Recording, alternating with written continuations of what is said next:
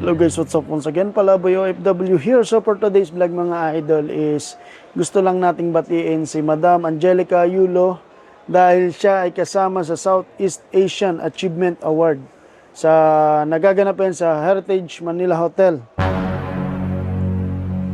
bilang isang ulirang ina. Inspiring Motherhood Legacy Award as ulirang ina na. So September 14, 2024 mga idol.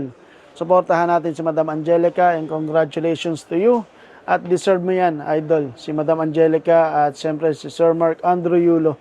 Dahil isa kayong mga huwarang mga magulang at lalo ka na Madam Angelica, ang ulirang ina 2024 at gaganapin sa Heritage Hotel Manila.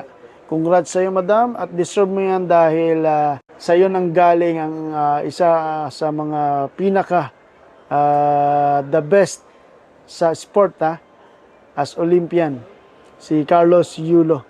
Kahit nasa kabila ng lahat is may mga pinagdadaanan kayo, pero malalampasan nyo rin yan, I'm sure. Alright, so congratulations muli at binabati ka namin lahat dito sa Middle East, kasama ng aking mga tropa, Pinoy Vloggers in Kuwait, Rafi Sam Steele and Brian Puntanar, mga idol. Mabuhay, Madam Angelica at lahat ng mga huwarang ina sa buong mundo. Alright.